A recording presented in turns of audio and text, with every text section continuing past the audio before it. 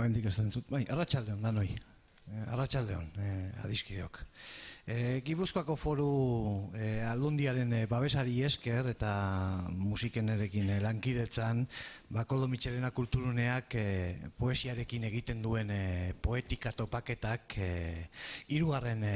edizioa ospatuko du aurten. Eta 3. edizio hau hasi egingo dugu aurreko 2 edizioen borondate berarekin.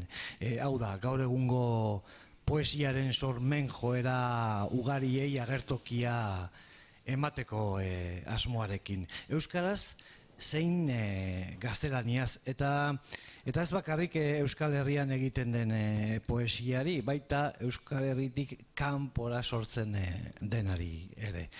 Parte hartzaileen artean baditugu batetik ibilbide poetikoa landua duten egileak, eta bestetik poesia berriaren beste ahots erreferenteak diren horiek ere bai. Emanaldiaren aintzin solasean, literaturan aditu batek gonbidatuaren poesiaren gakoak bildu eta azaldu egiten dizkigu, testuingurua, bibliografia eta beste hainbat alderdi esaterako gaiak, hizkera eta estiloa, eraginak edota motivazioak. Adituaren lana asko eskertzen dugun lana da, ulertzen laguntzen digulako. Eta musikeneko ikasle batek poesiaren interpretazioak hartzen digu musikaren bidez.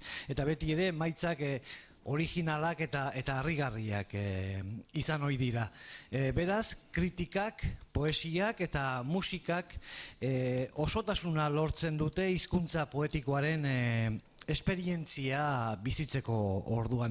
Azken finean, hizkuntza poetikoa arte genero ezberdin horietatik abiatuta, gonbitea egiten ari zaigu errealitatea era kontzienteago batean bizitzeko. Horregatik, poetikak beste estetika berriak ekarri nahi ditu, esperientzia poetikora, bideoartea adibidez, edota performantzea, eta publiko berriak ere bai, belaunaldi berriek erabiltzen dituzten espresio bideei arreta berezia emanez. Horiek dira ere gure helburuak. Eta lanabes pedagogiko berri bat izatea hiriko kultura agendan. Hori nahi genuke poetikarentzat. Poetikaren 3. edizio hau dagoeneko agertokian ditugun 2 lagunek hasiko dute, Juan Cruz Igerabidek eta Felipe Goristik, zuzen.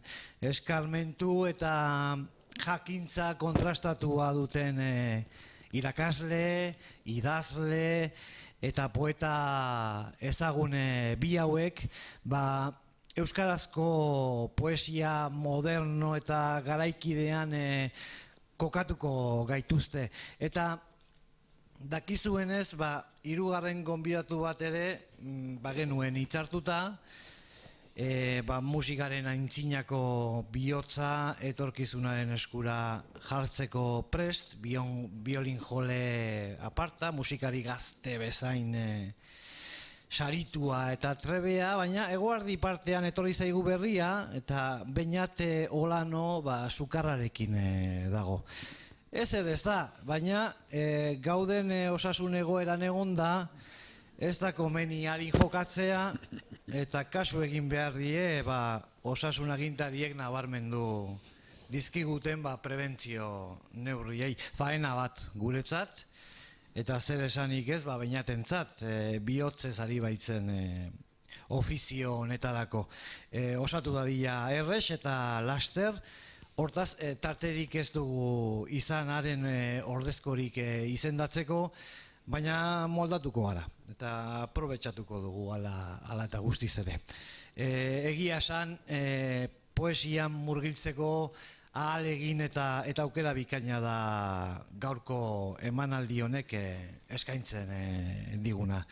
Zer baino lehen, amaitu baino lehen, sakeleko telefonoak mesedez itzali, eta ez dizuet denbora gehiagorik lapurtuko, beraz, entzun ditzagun Felipe Juaristiren eta Juan Cruz Higuerabideren hitzak.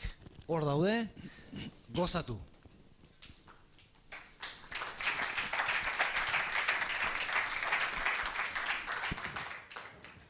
Gabon guztioi, lehendabizi eskerrik asko poetik antolatzaileei, Jose Luis Padroni eta bide batez diputazioari.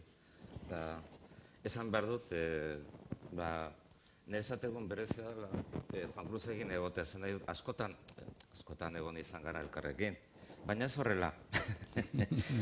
Egon izan gara berriketan, solasean, salsatan, baina horrela ez, eta nerezat bere bizi importante izan da, eman didalako aukera Juan Cruzen poesia liburuak berriro irakurtzeko eta, bueno, ondori bazuetara iristeko, ez? Bagit ondori hauek gaurkoa direla, bihar beste ondori batzuk aterako ditut, baina horrek ez du ezara esan nahi, Juan Cruz Higuerabide eta biok adin berekoa gara ia, urte baten gora bera. Sensibilitatearen aldetik, alegia munduari aurre egiteko eta mundua ikusteko moduak, ez direla oso ezberdinak esango nuke. Lehen aldiz elkarrekin poemak irakurri genituenean, berak argitaratua zeukan Notre Dameko oihartzunak 1984 baita. Eta nik ere bai denbora nostalgia, 1985 baita. San Telmo museoan izan zen Francoren biktimei egindako omenaldi batean. Denbora pasada, Haur eta gazteentzako poemak idazte ditu aforismoekin batera, baina gau honetan, helduentzako poesia hartuko dugu gogotik. 1989 bizizarekin solasean argitaratu zuen. Irizia baino ez da, liburu horretan gehiago dago borondatetik, eginetik baino. Gehiago da asmoa, burutazioa, buruzea baino. Liburuan, ordea, daude, gero Juan Cruzek gehienetan maixuki landuko dituen gaiak, solasa eta jolasa esaterako, irudiarena eta hizkuntzarena. Biak askotan elkarrekin badatoz ere, batzuetan bakoitzak bere aldetik jozeko joera du. Biziza eta bere infrentzua ez nahaztu eritzarekin. Bizizaren infrentzua ez biziza da. Erioza eta biziza espaloi bereko pasearia dira, elkarrekin dabiltza, baina ez diote elkarri begiratzen. Bizi denaren zat okerren ez da erioza, baizik eta ohartzea ez dala bizi izan. Juan Cruzen poesia ez da gogo eta hutsa, ez da bizizaren aurreko emozio edo sentimentuen enumerazioa. Lehen liburutik ikusten da sakonera jozeko desira. Eta sakonera jozeko lurra zulatu eta lurra irauli behar da. Gero lurra garraiatu behar da. Beste lur edo zelai baten gainera bota. Geratzen dena zuloa da, hutsa. Izan ere, sakonera iristeko, hutsa behar da zeharkatu. Hutsa badago, lehen lur egon delako da. Hutsa gordetzen du lur horren guztiaren zantzua. Hutsaren urrengoa, poesiaren urrea. Juan Cruzen poesia ez da biluztasuna maite duen poesia, janztea gustatzen zaio.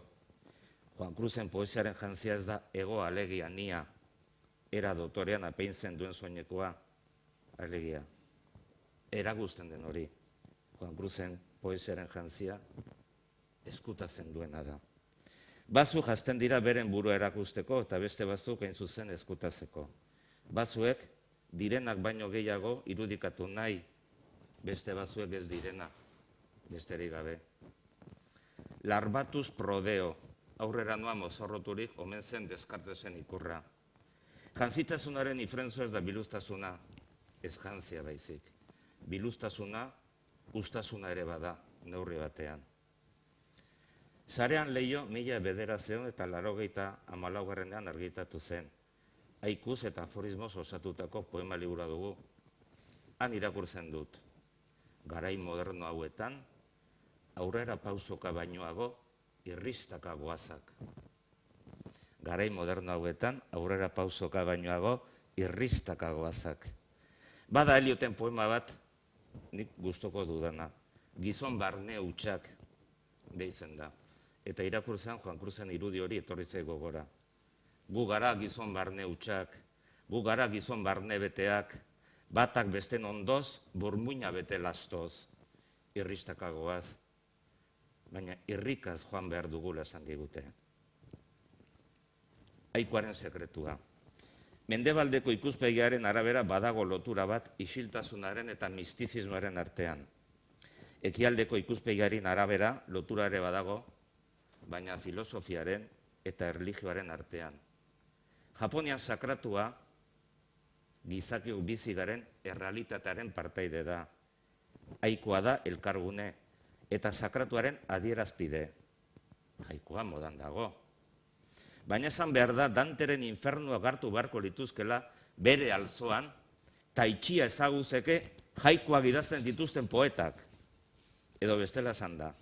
Jaikoak idazten dituzten poetak, baldin eta arrazalderen bat igaroz badute mugikorraren pantailari begira. Jaikoan, hauts poetikoa, nahastu egiten da esperientziaren objektuarekin. Jaikoan, niaren disoluzio agiria idazten da. Jaikoa eta aforismoa landu ditu Juan Cruzek. Jaikoa zentzumenen ariketa da, eta aforismoa adimenarena. Jaikoan garrantzia handiago hartzen du esaten ez denak, esaten dena baino. Entzuten ez denak, entzuten dena baino. Ikusten ez denak, ikusten dena baino. Aforisman zer esanik ez, dena esaten da laburrean. Jaikoa elkarrizketa da, zerbait esaten duen poetaren eta zerbait entzuten duenaren artean. Jaiku egila entzulera izan daiteke. Hori antzi egiten da jaiku postmodernoan. Hori antzi egiten dute jaiku egile moderno askok. Jaiku bat irakurri dizuen, niretzat oso adierazgarria Juan Cruzen poetikan. Segak belarra bainoago haizea mozten du. Segak belarra bainoago haizea mozten du. Mailu Isila 2002 urtean sortu zen. Izenburuaren erreferentziak Arestiren gana garamatza, egalez egal, gainez gain edo bez be, auskalo. Gogoratu Arestiren izauek. Esanen dute hau poesia ez dela, baina nik esanen diet poesia Mailu dela. Mailuaren irudia Nietzschek zabaldu zuen, bere liburu baten izenburua da, nola filosofia egin Mailuka daka. Baina nago Arestik Nietzscheren irudia ezagutuaren bezalako referentziak zituela buruan. Tiriki trauki Mailuaren hotsa. Nietzscheren zat idaztea, aforismak idaztea batez ere, Mailuarekin jardutea bezalakoa zen. Gogor jo behar zen, emaitza lortzeko. Mailuaren irudia erabili izan dute euskal poetazko tartean Koldo Izagirrek. Uzi zenigun poesia, Mailu bilakatzen ez badugu, uzi zenigun Mailua poesia bilakatzen ez badugu. Hori Koldo Izagirrek idazten du, Arestiri erantzunez. Poesia Mailu bilakatu behar da, eta Mailua poesia. Poesiaren Mailua eta erabera Mailuaren poesia. Hori da pixka bat adierazten dena. Baina nik ez dio sekula Mailuari poesiarik ikusi, ez da poesiari Mailurik ere. Eta Mailuak ikusi izan ditu gure aita langila baitzen, obreroa. Nik maiztara dut aita esaten du poema baten Juan Cruzek. Horra, aitorpena, gure aitak ez zuen etxerik, beraz, zertarako defenditu gure aitaren etxea. Oarkabeagoan pasada isil adjektibaren presentzia poeman. Mutuak izegin nahi, baina ezin du. Isili dauenak izegin lezake, baina ez du nahi. Isiltasunak eta isiltasuna daude. Juan Cruzen isiltasuna libro honetan ez da izen gehiegikeriak ekarritakoa, hori zerbait estetikoa da. Gizakion gehiegikerien aurrean isildu egin da, ezin baitu adierazi gertatutakoa, ezin du ulertu egin. Zerbait etikoa da. Poetak mundu aldatzeko aukerarik ez, horregatik sufrimenduari eta zaminari begi zorrozez so egiten dio. Juan Cruzen poemaren zati beletuko izuet. Mailu isil bat behar dut gauez inorro hartu gabe mundua desegiteko. Arestirekiko hurbilketaz gain badira liburuan, bazu zuzenean beste azarka aipatzen dituen poetak. Lizardi esaterako edo Mirande. Poemaren zati bat irakurriko ez. Goran arama behera beharrak, aski dut begia jasozea, euriaren mingainak aurpegia miazkatzen dit, Virginia ogorria bezala, euriari du mendian gora, behera beharrak goran arama. Egitura sotil horren azpian konzeptu sakona gordetzen dira, iz jokoa leundu nahi luke bizizaren gravitatea, behera joan beharra dela dio legeak, behera joan beharra dio legeak, baina borondateak ez etxi nahi. Goiti behera euria, beti gora oinak. Han Byung-Chul filosofoak el budismo zen liburuan adibide hau dakarkigu. Mendiak odeien gainetik daude eta zeruan barren ibiltzen dira. Uraren gailurra mendi tontorra dira, mendien ibilera gora eta bera uraren gainean egiten da. Badakit betiko naizela, eta ez dut iragartzen ezereza baizik ezereza. Hori Juan Cruzen poema bada, baina ironia izenburuan dago, dutxan gorpuza lehor zen. Ezereza beste konzeptu giltza da Juan Cruzen poesia ulertzeko. Budisten zat ezereza jainkoa da, ez baita itxia, irekia baizik. Kristauen zat, kristauon zat, janez hartuta. Ezereza denaren infrentzua da, konzeptu ezeztazailea. Dena nahi duenaren zat ezereza gutxi zaio. Juan Cruzen poesia ez da narratiboa, ez du ari narratiborik, ez du historiari kontatzen. Ies egiten dio narrazeko tentaldiari eta horregatik aratago da beti. Ez da poesia konzeptuala, alegia. Ez du konzepturen bat edo beste hartu eta izatzen duen horietakoa. Ez da esperientziaren poesia ere, gaur egun ulertzen den bezala hartuta. Norberaren nia salto eta jauzika soka batetik zintzilik. Poesia estatikoa da. Egonean dagoena, baina egon leku horretatik aurretik igaro zen dena ikusi eta gozatzen duena. Izen apaltasunak ez du beti espiritu apala erakusten. Juan Cruzek ez du arrunkeria maite. Gauza arrunten artean gustura egon badaitek ere. Gauza arrunte duten berezitasunak gordetzen saiatzen da izan ere. Ikusle saiatu izanik, arruntasunaren dardara eta pilpira jaso eta ekarren nahi lituzke hitzetan gordeak. Izak ez daitezen soilik izan, zerbait gehiago, sensazio baten garraiolari. Poesia modu batek iluntasuna bilatzen den bezala, Juan Cruzen poesiak argitasuna nahi du. Ona adibide gisa poema bat, izenburua. Alkandoraren botoiak lozen ari nintzela. Biluztasuna eta kristala, gardentasuna da izategotan jainko bakarra. Eguzkia sartzen da leiotik, gardentasuna eta hautsale bat airean. Leio bazterrean, euli bat hilik, hankak otoizan bilduta. Ezerezaren poetika, ustasunaren poetika da. Mistikoen antzera, Juan Cruzek ez du izbak gehiago esaten, ez du izi sobera. Izbak gehiago esatea, izberri bada poeman, eta horreka galarazi dezake. Lainoa janez, 2015 urteko liburua da. Liburuko azken poemaren izenburua da, Basamortuko gibel solasa. Poema luzea da, elegiaren tankera hartzen duen poema gainera, hasiera irakurriko dizuet. Ni hau, ere mutar, ezerezetik ezerezera begira, erraien utxunean aur bat jolasean, izate eta ezereza, izate eta denbora, Heidegger papogorri bat iminzo, amaiera. Errealitatetik ez duen argi baten bilan nabil, infinituaren eta ezerezaren artean horbela egan. Aurkian idaziri du izan eta ifrentzuan ez izan, misirako gonbitea edo eromenerako San Juan de la Cruz, edo Hölderlin, edo ta lo kantaxume bat. Beste direz. Mila esker, Felipe. Karrik askazu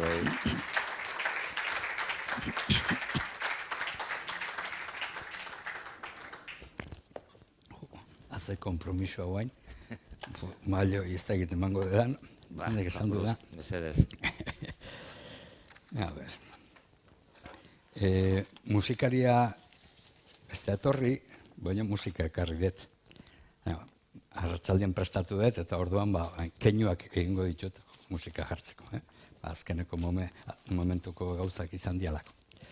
Orduan, musika pixka bat entzunez hasiko gea, eta gero ja tarteka entzungo dugu, atal bakoitzan.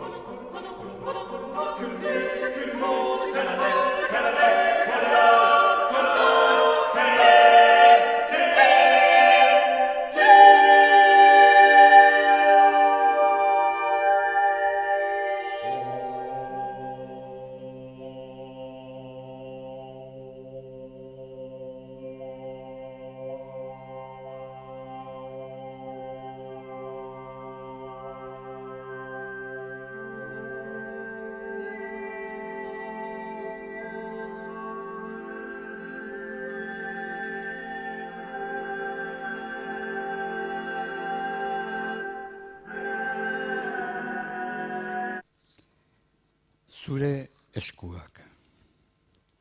Zure eskuak nirekin datoz ukitu ninduzunetik. Eskuetan esku gara, biok biotara. Nire eskuetan zureak, zure eskuetan nireak. Zein zeinen, biok bien. Etorkizuna eskuetan dugu, laztanez laztan, eskutik eskura bideratzeko. Bizitzaren txirristan behera ondoraino. Eta amildegien ertzean, enauzu sekula askatzen. Konpas geldian. Haizea ahoan asperen kanuen, eta Espainian olatuak leun lehertzen ziren zure begien itxasertzean. Egun sentia panpina bat zen zure antzera egina. Zure aurpegian bainatu nintzen eta murgil egin nuen zure izena arrantzatzera. Gero kontu handiz gora atera, neure taupadetan bildu, eta belardien gainera xuxurlatu nuen emeki. Zeru ertz jaioberrian kulunkatuz, sehaska kanta baten moduan. Gainerakoa berez bezala gertatu zen.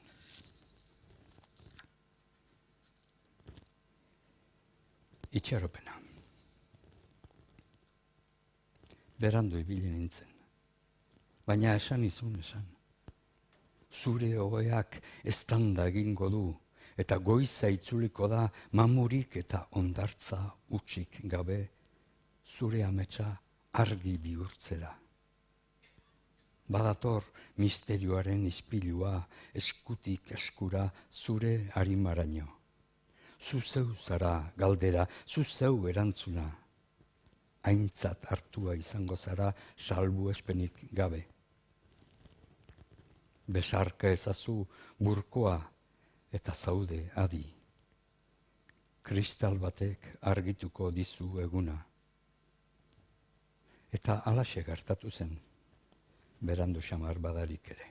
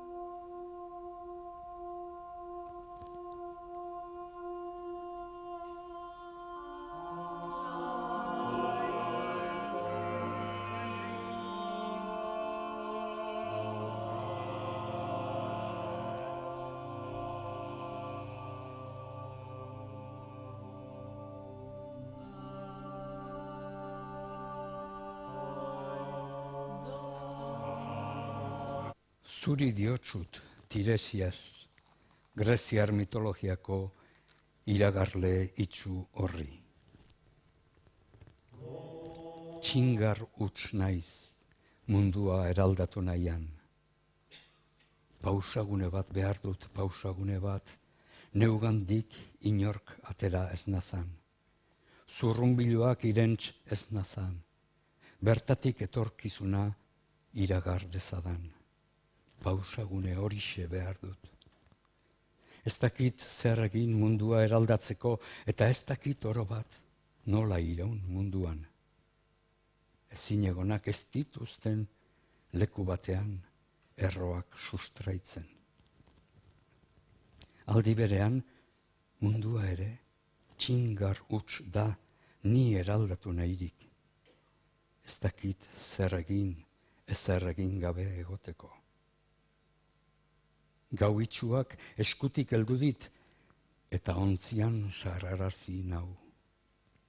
Itxitura babesgarririk gabeko itsasoan barna narama. Itxu batek soilik iragar lezake etorkizuna, badakit, Tiresias, badakit. Baina ez dit inoiz esango zer kolore duen. Lo gehiagorik ez. Ez dut lo gehiago egin nahi. Arima itxutzen baitidate loaren beso amultsuek.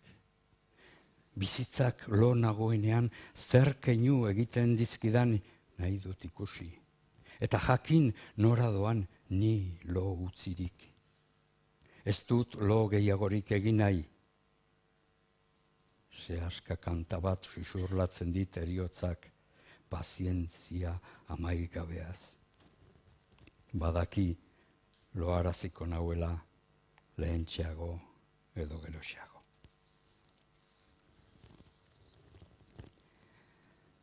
Arimaren matematika.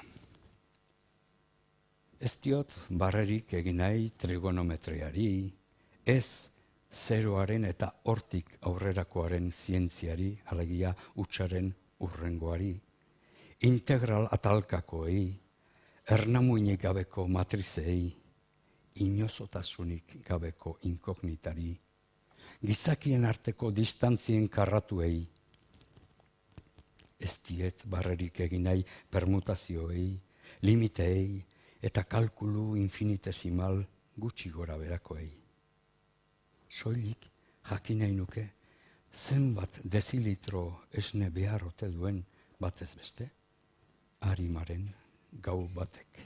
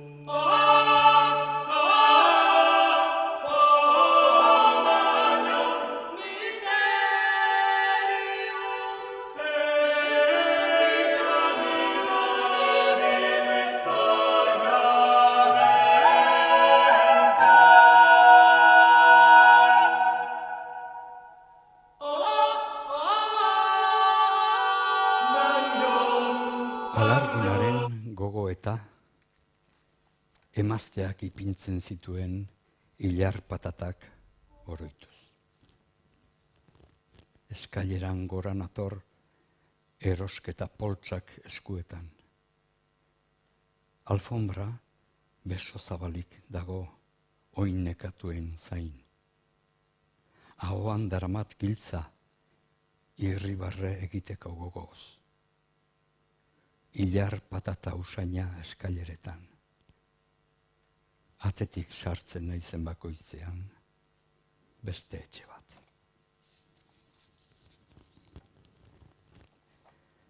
Damuaren gogoeta.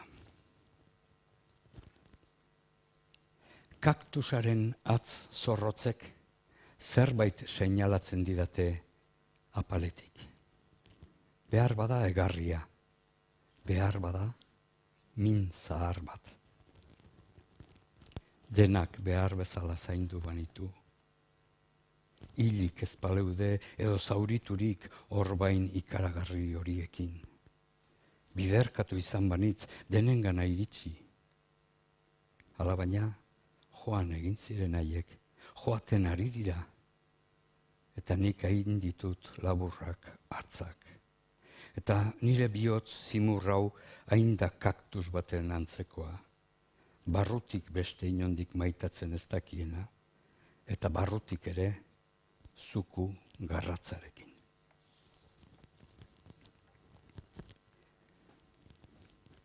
Gaztaroko gatza. Biribil lebaki ditut patatak eta frijitzen jarri. Aurpegi kizkurrak dirudite, udako eguzki galdatan urreztatzen. Kilkerren kantua lagundutela. Kalean elurra. Mendiak odeiekin batera urrundoaz, pauso borrun batsoz. Esku bat, olioa bezain leuna, nire gerria ferekatzen. Gorputz bat nire bizkarrari itxatxia. Bular parea sorbalda ezurraren kontra, arnasa lepoan, elurra trumoia kanpoan, patata frijitu beroa atzartean, ezpain batzuek heldu diote nire belarri pare-parean. Gatz pikin bat gehiago eskatu dit Gaztaroko irrikatik jaiotako ahots batek.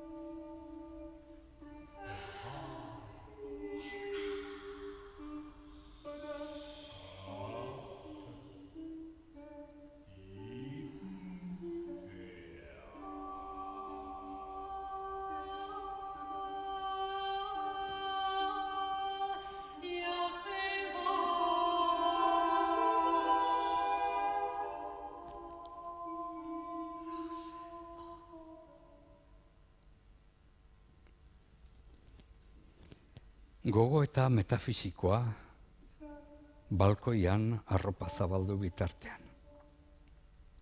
Maindire bat zintzilikatu dut, gau zuria, denboraz kanpoko basamortua.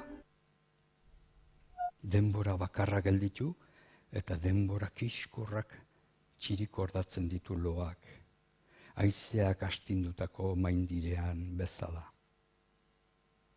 Maindire garbiak zeruaren usaina du, kezkak, ahanzturak eta miseriak xurgatzen ditu, eta gau zuri bihurtzen, gardentasun. Mugagabetasunaren nostalgia bat zabaldu dut, ameslari baten hortzia. telebista itzalita. Beranduegi afaldu dut edo bakarrigi apika. Kuartzozko azazkalak mozten ari naiz. Zati bat liburu baten gainera joan da eta bokal mingarri bat jodu. Erdoildurik dauzkat heldulekuak. Eternitate bat daramat inor ukitu gabe. Argizaririk piztu gabe inoren begietan. Beranduegi afaldu dut, edo bakarregi apika.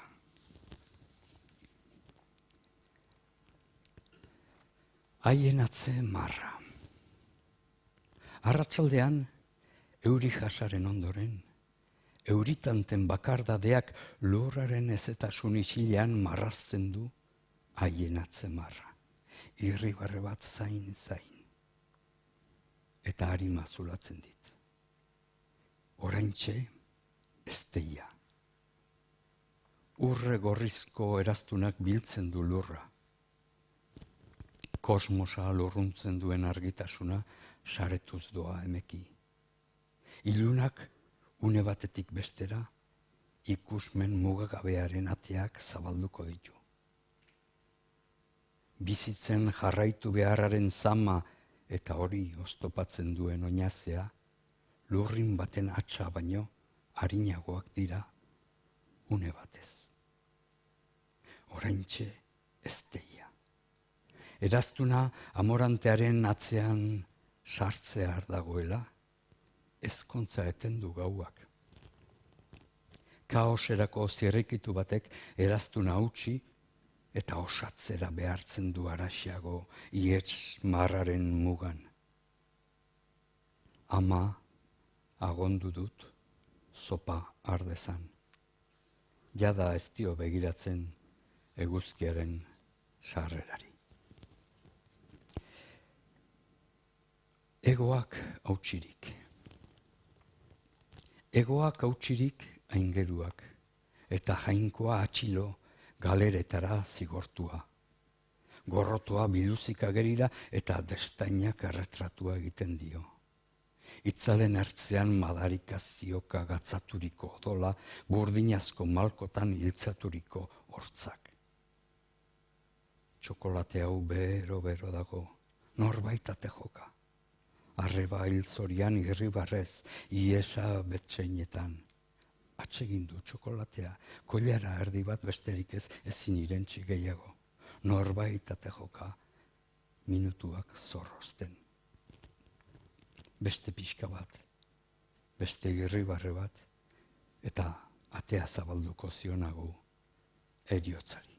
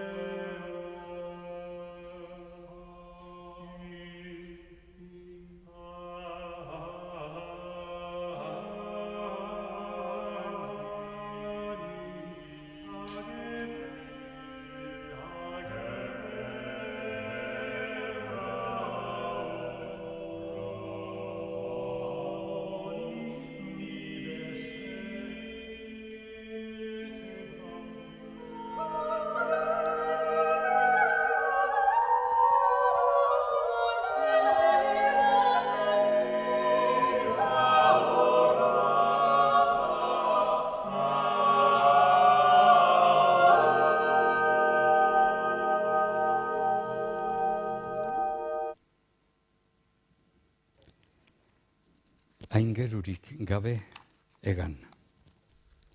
Izan behar harin bat, begiekin parapentean nabil, ibaien arnasa dastatuz, aingerurik gabeko hegaldian.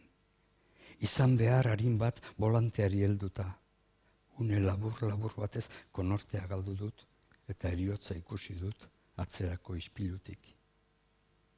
Autoa bide bazterrean gelditurik eskerka egon naiz lehen aldiz aspaldiko partez. Tentsioa hartzera joan beharra daukat. Nire aurtasuna.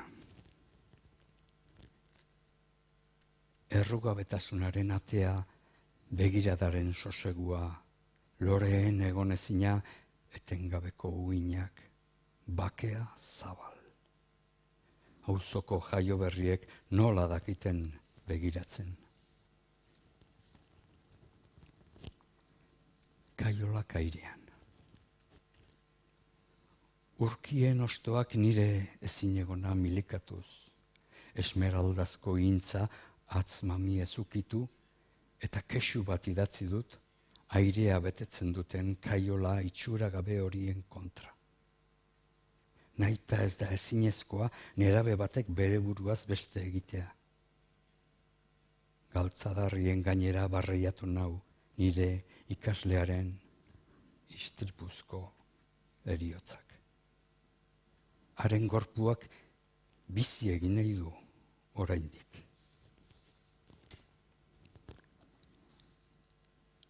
Orekan,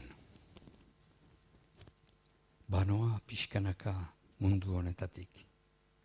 Luze jodu lur hartzeak. Orekan iraungo dut denbora batez oraindik. Laburra izango da lurperatzea. Egin beza euri.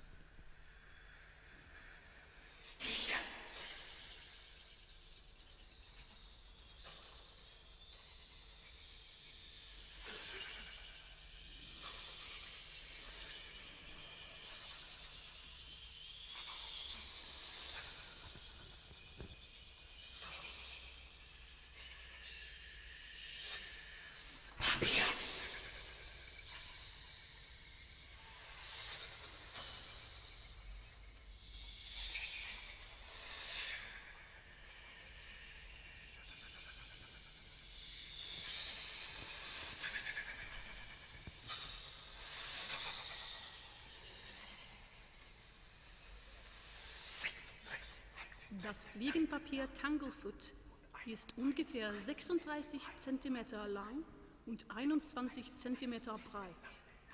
Es ist mit einem gelben, vergifteten Leim bestrichen und kommt aus Kanada. Wenn sich eine Fliege darauf niederlässt, nicht besonders gierig, mehr aus Konvention, weil schon so viel...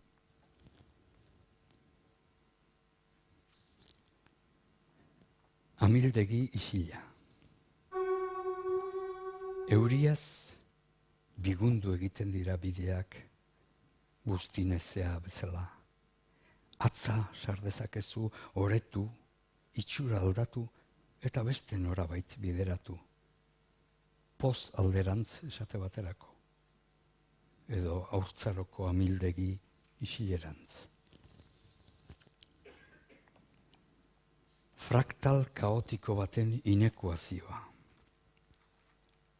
Odei egarrituen aurpegiak edangabe ematen dute edaten argi, ero, urdin, zeru, moskor, lientzo immaterialez inguraturik. Horra hor, ahobiko pintzelez margotuak, odei idorrak, eta hortzadarra zati bi eginik, betiereko egarriaren eredu. Egarri hotza da erio, ahozabalka, fraktal kaotiko baten inekuazioa. Bere buruaz beste egin duen lagun baten hiletatik gatoz. Haren ohorez garagardo bat hartzen ari gara. Norbaitek topa eskaini dit. Aparraren fraktalek keinu larri bat marrazten diote Espainetan. Arrastiri. Euria umotuz doa gerezimin. Tantek ez ditzen dute arrats gorri hau. Leioetako kristalak baizik ez du bereizten euria gure umeen pijama garbietatik. Isildu da txioen ahozabalka abia itzaltzuetan. Haurtzaro samurretik hasita egunez egun ikasten da heriotza zer den.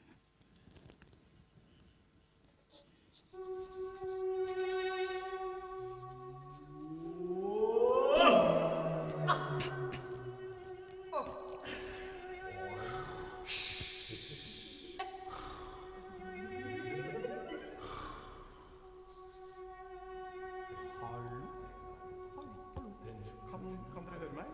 Hallo? 1, 2, 3, 4. Hallo?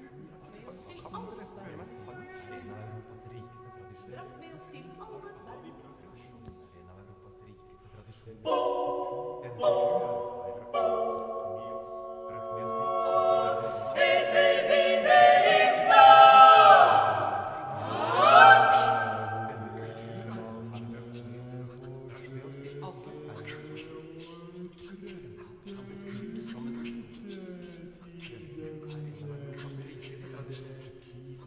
Den kulturarv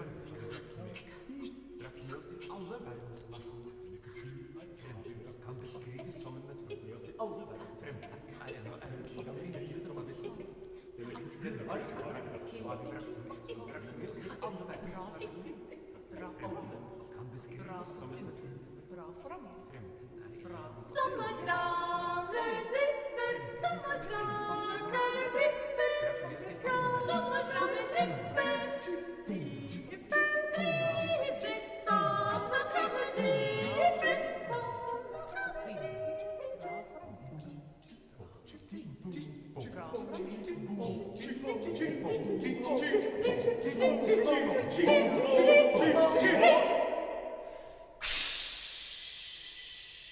Men språket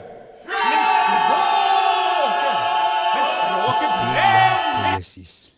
Euriaren moduan poesia. Euriaren ifrentzuan arnasa eta ezin amaituzko grina. Progresus ad infinitum eta ezin amaitu grina desegoki hau. Berekoikeria kosmikoaren inekuazioa. Izateko irrika okertua, ia izaten nerea. Oi goizeme, ezerezaren ezin egon txipi bat baino.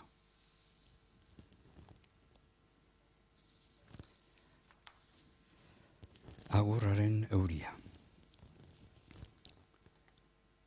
Ez jakin euria ote den, edo malko jarioa, nire bekainen itzal gisa jausia. Berme ote da adiskidetasuna joan behar saiestezinaren kontra. Han tunela, han argi itxugarria, han nire zai maite ditudanak. Existentzia hau okerrutsa ote nitxe. Itxaronaldiak betierekoa dirudi zalantzaren zalantzan. Azala behar du, ahots ederra hauek aituta edo zerbait kantatzeko, baina atrebitu ingo naiz.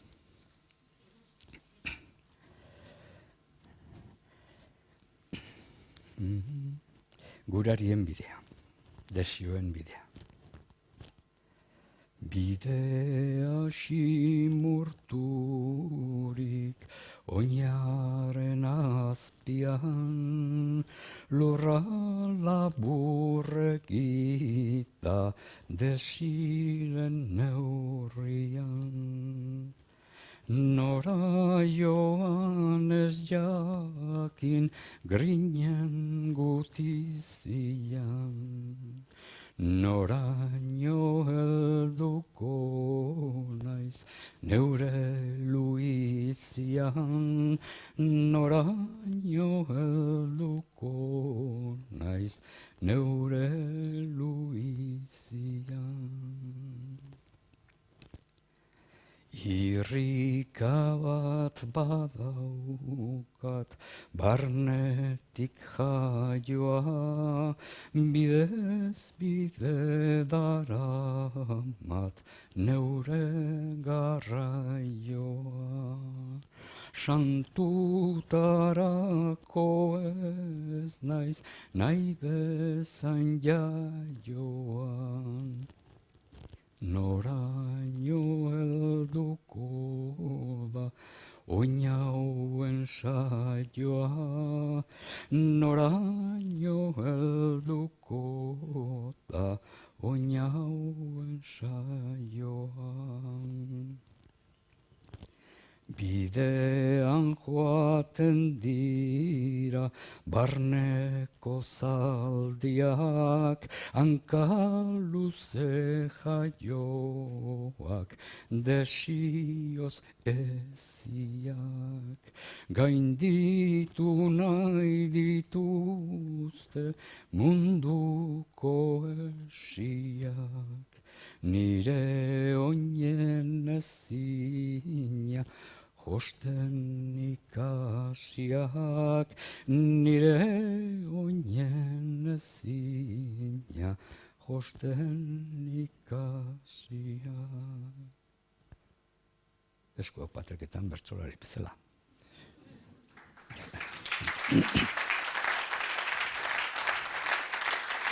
Ernea, harto muster, mendi baserri zaharrak, ale gorriz, abaildutako sagarrak.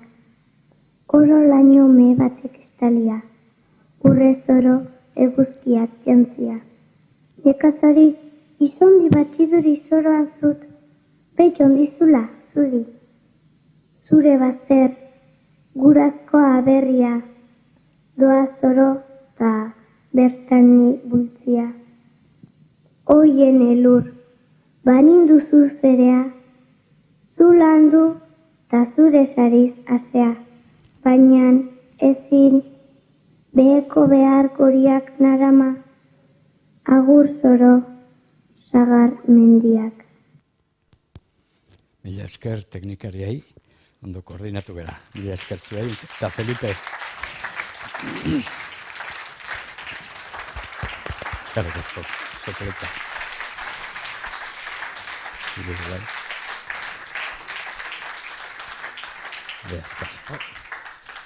Barkatu, baino hor lagunen batek edo hitzez hitz hartu du mailuaren metafora, eta ez da isildu, bai. Edo hori, edo eraberritze lanak hasi diatxe hontan, eta ez gea enteratu. Bueno, barkatu horrengatik. Igual norbait zerbait galdetzeko gogoz dago, eta orain du aukera, bai Feliperi, bai Juan Cruzi. Ez da derrigorrezkoa ala ere, lasai egon. Lasai egon, ez gea gaizki pasatzea etorri. Zute Ikusi egin behar da. bai, ikusi. Norbaitek bestela agur esango diogu, eta gogoratu, aurreko bi edizioetan bezala, gaurtik hasita maiatzera arte, hilean behin emanaldi bat antolatuko dugula, areto honetan bertan, euskaraz batzuetan, eta gaztelaniaz bestetan badakizue. Eta ekitaldi berria datorren apirilaren 2an izango da. Hemen izango dugu, zuzenean, Aritz Gorrotxategi poeta donostiarra. Jaso zuek, bertara etorri zareten guztiok, gure eskerrik beroena. hemen literaturaz eta zehazki poesiaz ari garela kontuan hartuta indar eta animo kolpe handi bada horrelako areto bat horrela ikustea. Eskerrik asko bihotzez benetan zuei. Eta mila esker gure gonbidatuei, Juan Cruz Higuera Bideri eta Felipe Juaristiri.